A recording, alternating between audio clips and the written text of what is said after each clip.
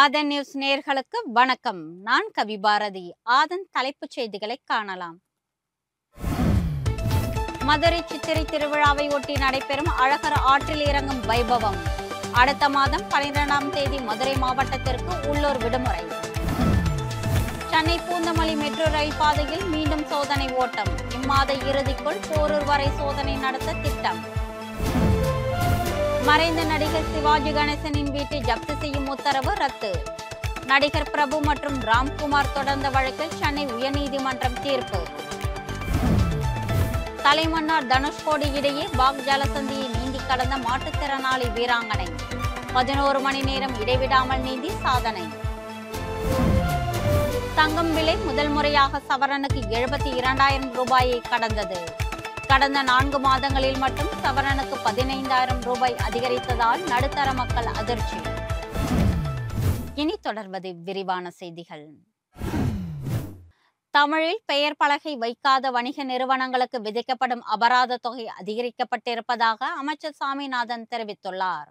சட்டப்பேரவையில் திருச்சி கிழக்கு சட்டமன்ற உறுப்பினர் இனிகோ இருதயராஜ் எழுப்பிய கேள்விக்கு பதிலளித்த அவர், வணிக நிறுவனங்களில் தமிழில் பெயர் பலகை அமைக்க தொழிலாளர் நலத்துறையிடம் பேசப்பட்டிருப்பதாகவும் அது தொடர்பாக தொடர் விழிப்புணர்வு நிகழ்ச்சிகள் நடத்தி வருவதாகவும் கூறினார்.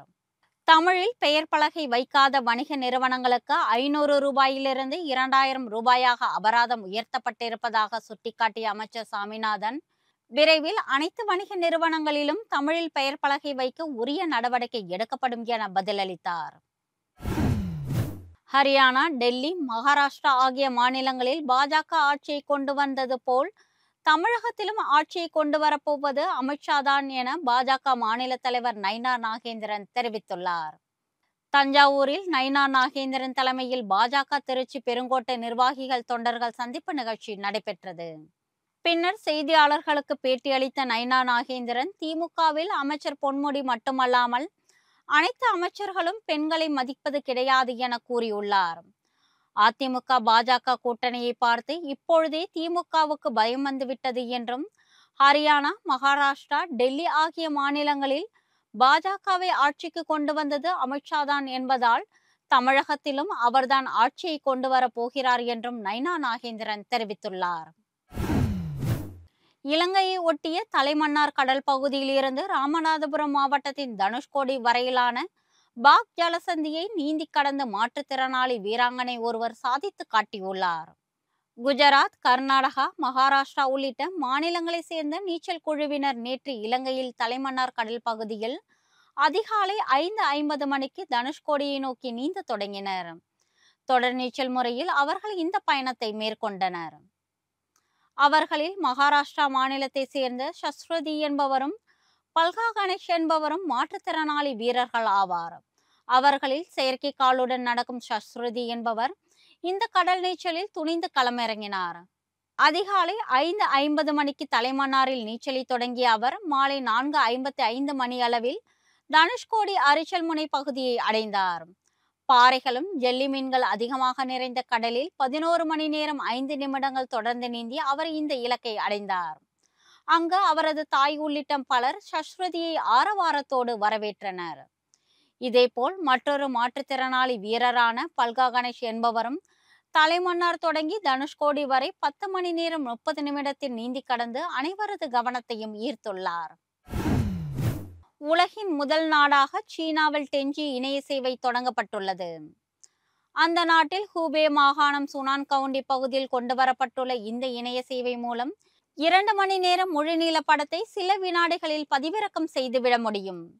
இந்த அதிநவீன தொழில்நுட்பம் மூலம் 9,834 MPPS ஃபைலை 3 மில்லி நொடிகளில் பதிவிறக்கம் செய்யலாம். இதேபோல் 1008 MPPS வேகத்தில் பதிவேற்றம் செய்ய முடியும். இதற்கு முன்பு கத்தாரில் 618 MPPS வேகத்தில் பதிவிறக்கம் செய்வதே அதிகபட்ச வேகமாக இருந்தது. சீனாவில் தற்போது அறிமுகமாகியிருக்கும் டென்ஜி சேவை பிற மாகாணங்களிலும் விரைவில் நடைமுறைக்கு கொண்டு வரப்பட இருக்கிறது. நம் இந்தியாவில் இப்பொழுதுதான் நாடு முழுவதும் 5G இணைய சேவையை விரிவுபடுத்தும் பணிகள் நடைபெற்று வருவது குறிப்பிடத்தக்கது. மறைந்த நடிகர் சிவாஜி கணேசனின் வீட்டை ஜப்தி செய்யும் உத்தரவை உயர்நீதிமன்றம் ரத்து செய்துள்ளது. சிவாஜியின் பேரனும் ராம்குமாரின் மகனுமான துஷ்யந்த் ஜகஜால கில்லாடி என்ற படத்தை தயாரிப்பதற்காக தனபாக்கியம் என்டர்பிரைசஸ் நிறுவனத்திடம் 3,74,75,000 ரூபாய் கடன் வாங்கியிருந்தார். வட்டியுடன் சேர்த்து 9,39,00,000 ரூபாயை திரும்ப செலுத்தாததால் சிவாஜி கணேசனின் வீட்டை ஜப்தி செய்ய உயர்நீதிமன்றம் உத்தரவிட்டது. தனது சகோதரர் பிரபு பெயரில் அந்த வீடு உள்ளதால் ஜப்தி உத்தரவை ரத்து செய்ய வேண்டும் என்று ராம்குமார் தரப்பிலும் மனு தாக்கல் செய்யப்பட்டது. இதேபோல் இந்த வீட்டில் தனக்கு மட்டுமே உரிமை உள்ளது என நடிகர் பிரபு தரப்பிலும் மனு தாக்கல் செய்யப்பட்டது. இந்த மனுக்களை விசாரித்த உயர்நீதிமன்றம் இன்று தீர்ப்பு வழங்கியுள்ளது. அதன்படி நடிகர் பிரபு தாக்கல் செய்த மனுவை ஏற்று நடிகர் சிவாஜி இல்லத்தில் ஜப்தி செய்யும் உத்தரவை ரத்து செய்து உத்தரவிட்டது. மேலும் நடிகர் பிரபுதான் அன்னை இல்லத்தின் முழு உரிமையாளர் என்றும் அறிவிக்கப்பட்டது. சித்திரை திருவிழாவை ஒட்டி கள்ளழகர் வைகை ஆற்றில் இறங்கும் நிகழ்வுக்காக அடுத்த மாதம் 12ஆம் தேதி மதுரை மாவட்டத்திற்கு உள்ளூர் விடுமுறை அறிவித்து மாவட்ட ஆட்சியர் உத்தரவிட்டுள்ளார். மதுரையில் புகழ்பெற்ற சித்திரை திருவிழாவின் முக்கிய நிகழ்வான மதுரை மீனாட்சி திருக்கல்யாண வைபவமும் வைகை ஆற்றில் அழகர் எழுந்தருளும் வைபவமும் பிரம்மாண்டமாக நடைபெறும். இந்த ஆண்டு வைகை ஆற்றில் கள்ளழகர் இறங்கும் நிகழ்வு அடுத்த மாதம் 12ஆம் தேதி நடைபெற உள்ளது. மதுரையில் இருந்து மட்டுமின்றி தமிழகம் முழுவதிலுமிருந்து பல்லாயிரக்கணக்கான பக்தர்கள் இதில் கலந்து கொள்வார்கள். இதனை ஒட்டி அடுத்த மாதம் 12ஆம் தேதி மதுரை மாவட்டத்திற்கு உள்ளூர் விடுமுறை அறிவித்து மாவட்ட ஆட்சியர் சங்கீதா உத்தரவிட்டுள்ளார். சென்னையில் மெட்ரோ பச்சை வழித்தடத்தில் தொழில்நுட்ப கோளாறு ஏற்பட்டதால் அந்த பாதையில் ரயில்கள் தாமதமாக இயக்கப்படுகின்றன. இது தொடர்பாக மெட்ரோ நிர்வாகம் இன்று வெளியிட்டுள்ள அறிவிப்பில், பச்சை வழித்தடத்தில் ஏற்பட்ட தொழில்நுட்ப கோளாறு காரணமாக சென்னை சென்ட்ரல் மெட்ரோவில் இருந்து செயின்ட் தாமஸ் மெட்ரோ வரை ரயில் சேவை சிறிது தாமதமாக இயக்கப்படுவதாகவும் இதனால் ஏற்பட்ட சிரமத்திற்கு வருந்துவதாகவும் தெரிவிக்கப்பட்டுள்ளது. சென்னை பூந்தமல்லி போரூர் ஒரு வழி பாதையில் வரும் 30ஆம் தேதிக்குள் மீண்டும் மெட்ரோ ரயில் சோதனை ஓட்டம் நடத்தப்படும் என மெட்ரோ ரயில் நிர்வாகம் தெரிவித்துள்ளது.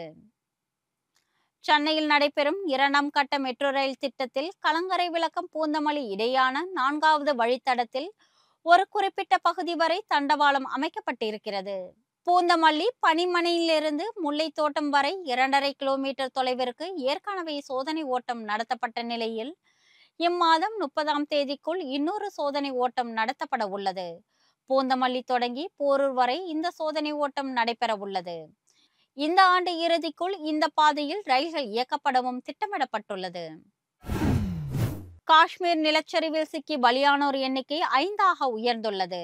காஷ்மீரின் ரம்பன் மாவட்டத்தில் மேக வெடிப்பால் நேற்று முன்தினம் கனமழை பெய்தது. இதன் காரணமாக ஜம்பா ஆற்றில் வெள்ளப்பெருக்கு ஏற்பட்டு பல இடங்களில் நிலச்சரிவுகள் நேரிட்டன. 10க்கும் மேற்பட்ட வீடுகள் இடிந்து தரைமட்டமான நிலையில் அங்கிருந்த சாலைகள் முற்றிலும் சேதமடைந்தன. வெள்ளம் மற்றும் நிலச்சரிவில் சிக்கிய 100க்கும் மேற்பட்டோர் மீட்கப்பட்டுள்ளனர். இந்த சம்பவத்தில் ஏற்கனவே 3 பேர் உயிரிழந்த நிலையில் மேலும் 2 பேரின் உடல்கள் கண்டெடுக்கப்பட்டதால் பலி எண்ணிக்கை அதிகரித்தது. இந்த மழை வெள்ளத்தால் ரைசி என்ற இன்னொரு மாவட்டமும் மிக கடுமையாக பாதிக்கப்பட்டுள்ளது. அமெரிக்க துணை அதிபர் JD வான்ஸ் 4 நாட்கள் சுற்றுப்பயணமாக தனது குடும்பத்துடன் இந்தியாவிற்கு வருகை தந்துள்ளார். அமெரிக்க துணை அதிபர் JD வான்ஸ் இந்திய வம்சாவளி பெண்ணுமான உஷா என்பவரை திருமணம் செய்தார். அமெரிக்க துணை அதிபர் JD வான்ஸ் இந்தியா வம்சாவளி பெண்ணான உஷா என்பவரை திருமணம் செய்தார். இந்த தம்பதிக்கு யவான், விவேக், மீராபெல் ஆகிய குழந்தைகளும் உள்ளனர். இந்த நிலையில் இந்தியாவிற்கு சுற்றுப்பயணம் வந்துள்ள JD வான்ஸ் குடும்பத்தினரை விமான நிலையம் சென்று மத்திய அமைச்சர் அஸ்வினி வைஷ்ணவ் வரவேற்றார். இதனை அடுத்து டெல்லியில் உள்ள சுவாமி நாராயணன் அக்ஷதாம் கோவிலுக்கு JD வான்ஸ் குடும்பத்துடன் சென்று சுவாமி தரிசனம் செய்தார். இதனைத் தொடர்ந்து JD வான்ஸ் பிரதமர் மோடியை அவரது இல்லத்தில் சந்தித்து பேசுகிறார். இந்த சந்திப்பின் பொழுது இரு நாட்டு உறவுகள், வர்த்தகம், வரி விதிப்பு உள்ளிட்ட முக்கிய விவகாரங்கள் ஆலோசிக்கப்படுகின்றன. JD வான்ஸ் தம்பதி நாளை மறுதினம் ஆக்ராவில் உள்ள தாஜ்மஹாலுக்கு செல்ல திட்டமிடப்பட்டுள்ளது. தங்கம் விலை சவரனுக்கு முதல் முறையாக 72,000 ரூபாயை தாண்டி உள்ளது. இதன் மூலம் தங்கம் விலை மீண்டும் ஒரு புதிய உச்சத்தை தொட்டிருக்கிறது. இன்றைய சந்தை நிலவரப்படி தங்கம் கிராமுக்கு 70 ரூபாய் அதிகரித்தது. இதனால் ஆபரண தங்கம் சவரனுக்கு 560 உயர்ந்து ஒரு சவரன் 72,120 ரூபாய்க்கு விற்பனையாகிறது. கடந்த 4 மாதங்களில் மட்டும் தங்கம் விலை சுமார் 15,000 ரூபாய் அதிகரித்துள்ளது.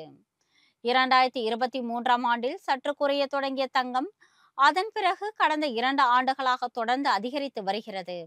அதிலும் குறிப்பாக கடந்த ஜனவரி மாதம் அமெரிக்க அதிபர் ட்ரம்ப் பதவியேற்ற பிறகு அந்நாட்டிற்கும் சீனாவிற்கும் இடையேயான வர்த்தக போரில் அனைத்து நாடுகளும் சிக்கிக் கொண்டிருப்பது தங்கத்தின் விலை அதிகரிப்புக்கு காரணமாக பார்க்கப்படுகிறது. இத்துடன் ஆதன் செய்திகள் நிறைவடைகின்றன. வணக்கம்.